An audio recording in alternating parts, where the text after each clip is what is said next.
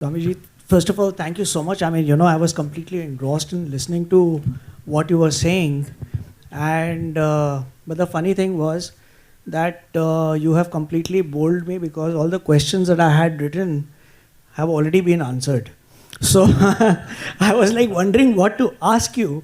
But while you were speaking, there were a lot of questions that were coming into my mind, and those are the questions that I really wish to ask for myself and for the benefit of everyone who's here. Absolutely, Harbinder. I would love for you to churn this by asking really probing questions. So, pehli cheez to Swamiji, one thing that I was observing, that the way you were speaking and the smile that you had with every word coming out of your mouth, आपको कभी गुस्सा आता है? और अगर आता है तो what is it that you do? Because I'm sure there are challenges in life and there are things that will not make you happy all the time. But how to maintain that calm and composed state of being despite all the challenges? Well,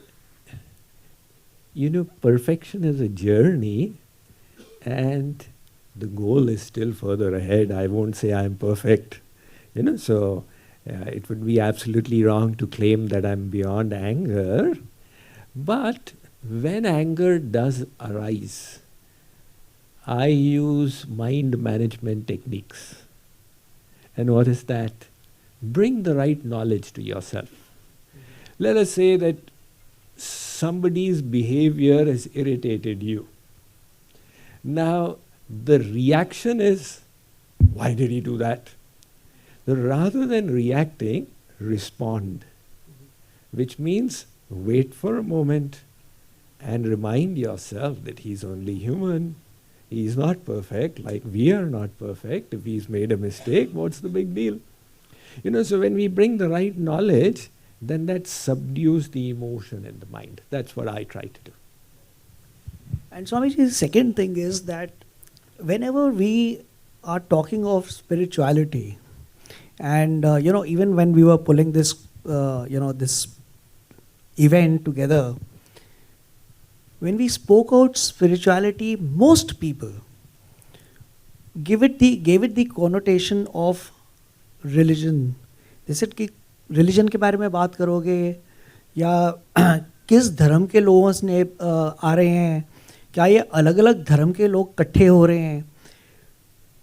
Would you want to share with us how is spirituality different from religion?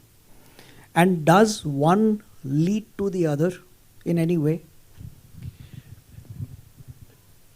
Religion includes the culture, the traditions, the rituals, the practices that are practiced by a mass of population. And spirituality refers to its inner core, which is the inner purification.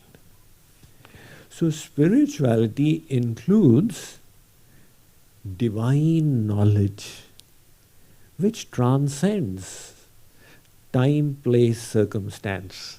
So that divine knowledge is universal. I like to explain that spirituality presents you with 4 kinds of wisdom. The first is self-awareness skills. To realize your lower self like anger and your higher self which is desires to be free of anger. So this self-awareness, the self-awareness about my higher goals in life, self-awareness about the values I cherish and wish to live by. So that's the first.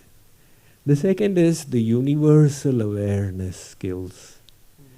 The realization that we are all connected and we are all part of this whole world.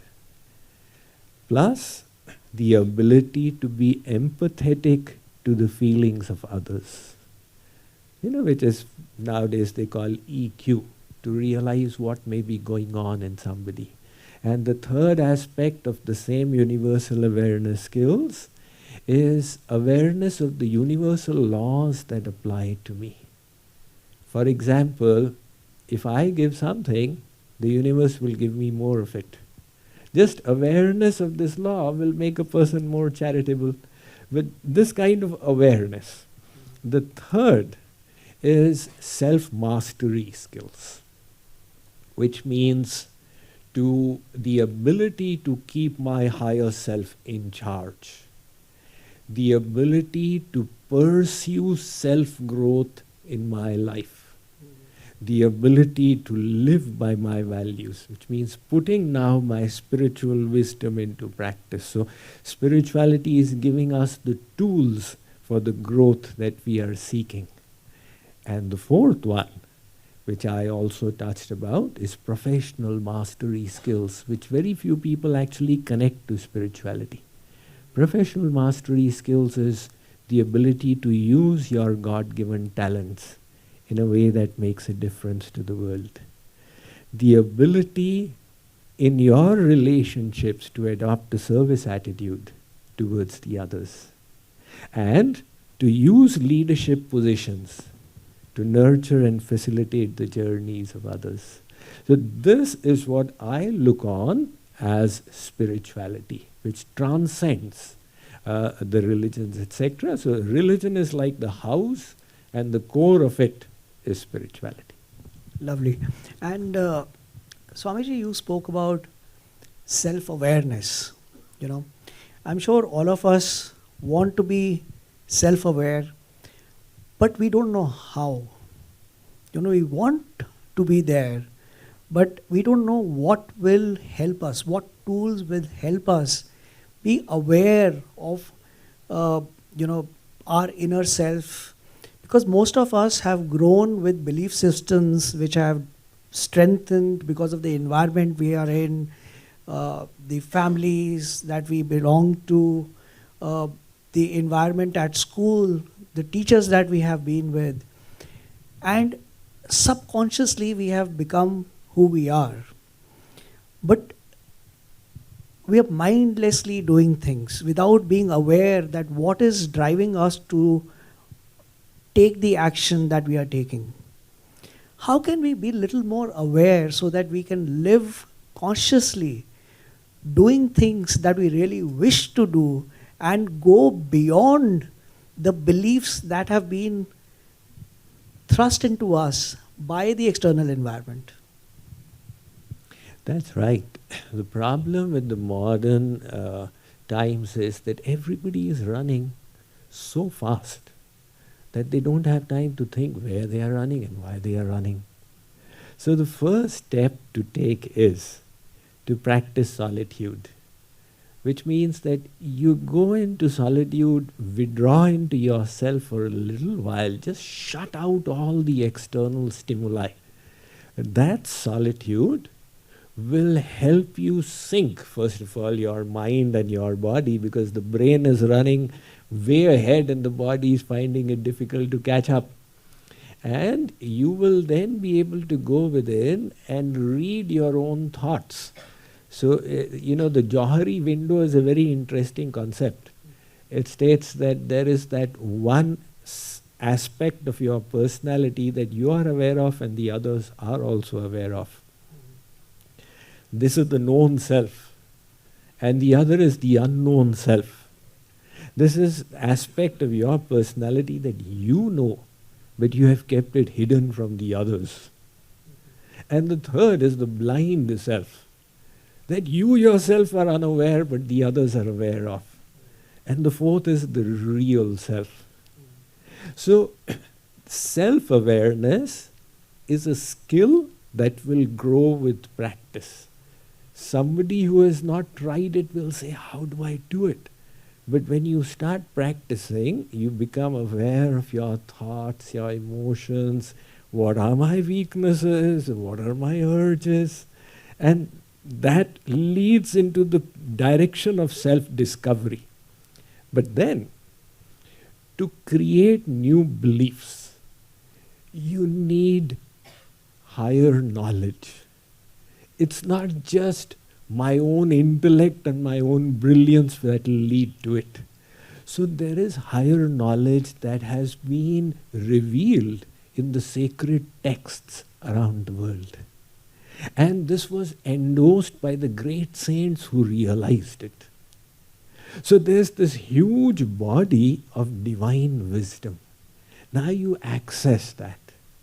And in our Indian tradition, we are so blessed because all these scriptures and saints informed us that you are not this body, you are the soul. Right? So with the help of the knowledge, you look at yourself. That is called Shastra Chakshu. Initially, it's just a theoretical realization, I am the soul. And then as you progress on the journey, slowly the experience will start following. And you'll be able to see, oh, the body is separate, the mind is separate, the intellect is separate, and I am separate. Brilliant. And Swamiji, I have one more question which has been there in my head for a long time. And especially when I try to link spirituality with material life, we all have responsibilities. I mean, if we choose to be in the material world, we have a responsibility to the work that we are doing, the organization that we have, the family that we are supporting. And we also, have heard, and you have said this in very clear words, that you have to have a service mentality of serving others. When you look at doctors, when you look at such professionals who have a very noble profession of saving lives, they're caught between the spiritual mindset and ability to serve, the need to serve, but they also have responsibilities to their profession, their family, their children, and they get caught between being termed as कि ये लोग तो पैसा कमाने के लिए बैठे हुए हैं, ठीक है ना? And this is not just with doctors, but with various professions. How can somebody ensure they have a spiritual mindset with which they serve despite being responsible for the material things that they need to provide to the other set that they have responsibility for? I think this is a question that a lot of professionals face, because when the urge to serve grows, they want to reconcile it with their profession, and very often if they are in a corporate environment, the end goal of the corporation is to earn profits, and then say, how does my desire to serve, how does it fit into the entire picture? If somebody is in a noble profession, like a doctor's profession is still a noble profession, so there the service is directly perceptible. But if you are in a profession that is more removed, let's say a corporate house that is completely, focused on extracting profits, then you say, okay, then what is the goal? How do I fit in? But if you can, our Bhagavad Gita says, Yat karoshi yadashnasi yat juhosi dadasi. Look, try and make every work as a service. Which means, if you are going to eat, think that this body is a temple of God and is vehicle for serving Him. Let me eat to sustain this body. Now, if you have to earn money, possibly your means of earning it may not be directly service, but I will use the money in a way that will serve humankind. So I'll take care of my family, and whatever I can save, I will use it in the service of society for the pleasure of God. So that is why all the religions, they tell us, give out 1/10 of your income. Now when people start doing that, their attitude to work changes. I am not just earning to enjoy. I am earning so that through this money that I get, which is Lakshmi, I can serve and help others as well. So somehow or the other, you try and develop this intention. And when your attitude to serve becomes strong, the universe will respond. It will help you get into a profession where you get the opportunity to serve in more impactful ways, which I believe is what you are doing, isn't it? So this is how the universe responds when we develop the service attitude within ourselves. My last question, Swamiji, I can go on. But my last question to you is, and it is stemming on from what you just said, that, universe will respond. And we've heard of this modern day connotation of the law of attraction. How does this work? The law of attraction is very fascinating to people, because the people who have touted it as saying, just think, I'll get a multi-storied house, and you will attract it into your life. So it's a very fascinating concept. In one way, they are highlighting the importance of the inner thoughts, which is a nice thing. But on the other hand, they are completely sidelining the need for external effort. As they say, if wishes were horses, then beggars would ride. If merely wishing something would bring a horse, then all beggars would start riding. So create those desires within yourself, but follow it up with tremendous effort as well. So the law of attraction is falling short in two ways. The first is, it is not emphasizing the external effort. And the second, it is not emphasizing the purity of the intention. So if I say, okay, I want to be the next billionaire in town, is that what God wants you to desire? So create pure desires. Create desires that are in line with the evolution of the soul, journey of the soul. Thank you so much, Swamiji. We'll just take one question if somebody has. Yes, ma'am. Swami, you talked about inner journey. So the process, does it remain universal for everyone, or it varies from person to person? Because it's quite a discomforting process. The inner journey requires purifying your inner machinery, which is the mind and the intellect. So very often, people on the religious side are just focusing on external acts. Ghanti baja do, aarti kar do, ya mala leke phirte jao. But they are not engaging in the purification of the mind. So the mind is very important. Man eva manushyanam karanam bandha mokshayo. The mind is the cause of bondage, the mind is the cause of liberation. Spirituality requires uplifting the state of your mind. And the mind is the workshop for the thoughts, so bathing your mind in noble thoughts. There are many bona fide techniques for doing that. That is why we've got Karma Yoga, Gyan Yoga, Bhakti Yoga, Hatha Yoga, Ashtang Yoga, etc. All of these are bona fide techniques as long as they are resulting in the inner purification.